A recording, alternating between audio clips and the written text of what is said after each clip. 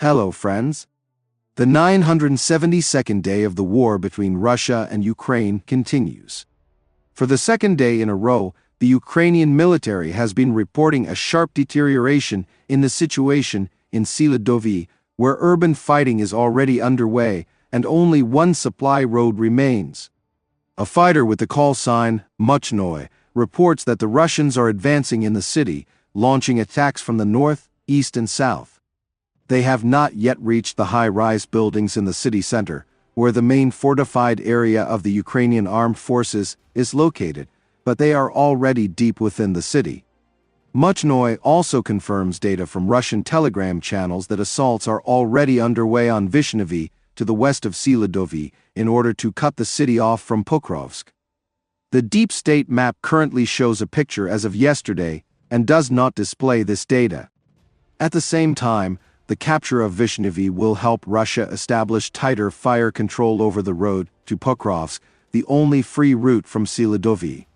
A lieutenant of the Ukrainian armed forces with the call sign Alex confirms that the Russians have managed to gain a foothold in the private sector in the eastern part of Selydovyee, and an offensive is underway on the city center.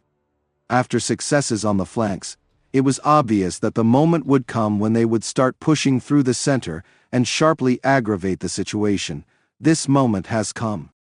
They are storming exclusively with infantry, like cockroaches running from house to house, Alex reported in the morning. Ukrainian Army fighter Bonatov writes that the situation in Selydovyee is, to put it mildly, bad. Having overcome the difficult path of approaching the city, the Russians began to actively advance through residential areas and have already occupied half of the settlement. I think the reasons for such a collapse are clear. There is simply no one to stand in defense. In small groups, the Russians penetrate through positions, and if they encounter resistance, they bypass it, writes Bonatov.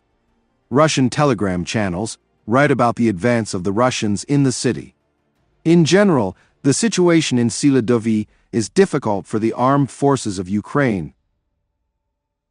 The Russian army in the Pokrovsk direction also captured the northern part of Gernik, reports Ukrainian military correspondent Miroshnikov. According to him, the Russians are advancing directly in Gernik, having captured the entire northern part. The fighting is currently in the center. About 40% of the city area remains under the control of the Ukrainian armed forces, Miroshnikov adds. He also reports that on the eastern bank of the Vovcha River, a maximum of 1.5 kilometers in width and 1 kilometer in depth remain from the entire bridgehead of the Ukrainian army. This is essentially the last village there, Oleksandropol, for which fighting is already underway, the war correspondent clarified. He also confirms the actual loss of Zoriani, which was attacked by the Russians the day before. According to his assessment, the situation in Kirakivka will now be extremely difficult.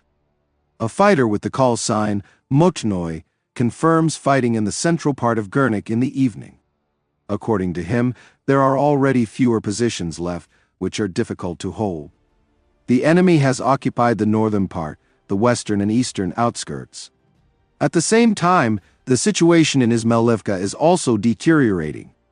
If the Russians reach the southwestern outskirts, they will proceed to storm mine number 42 and then the exit to the processing plant, where the last road to Kirakivka goes, reports Muchnoy.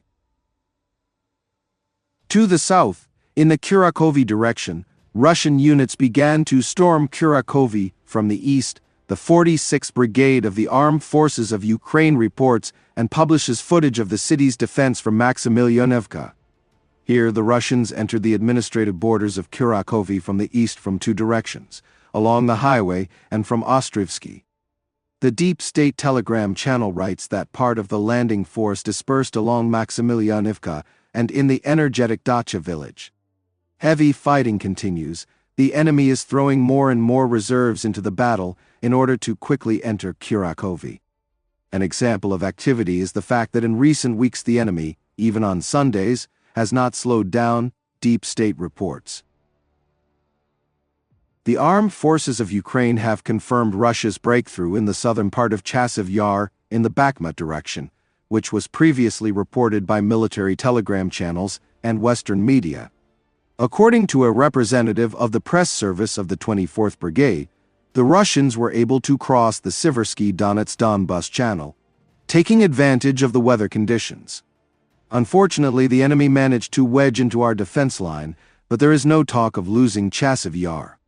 Sunny during the day, raining at night and in the evening, so there was heavy fog, and the occupiers once again used the change in weather to their advantage to cross the canal.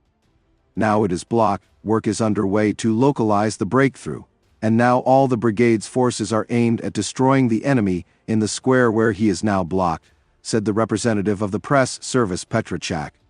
However, later, the same press service of the 24th Brigade refuted its own statement. According to the brigade representative Polikin, the Russian army is unable to advance beyond the Canal microdistrict, since its attempts to gain a foothold are blocked by Ukrainian drones. The situation there is as follows. As we said before, Russian small infantry groups are entering there. They enter and do not leave because they are blocked due to the control of our drones. The occupiers are there temporarily. Our guys immediately drive them out. That is, it cannot be called a consolidation or a wedge, some kind of movement along the defense line, said the brigade representative. In the Kursk direction, Ukrainian troops counterattacked in Novoivanovka. The 47th Brigade of the Ukrainian Armed Forces, armed with Abrams tanks and Bradley infantry fighting vehicles, attacked Russian positions in Novoivanovka. It is too early to talk about a powerful counteroffensive here.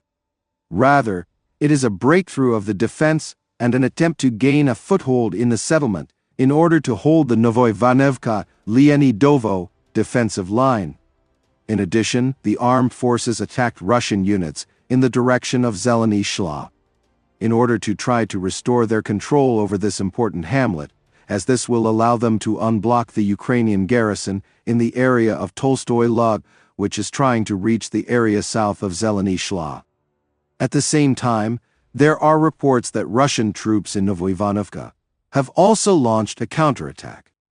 It is difficult to say for now about significant changes in the configuration of the line of combat contact in Novoivanovka. Half of the village remains in the gray zone.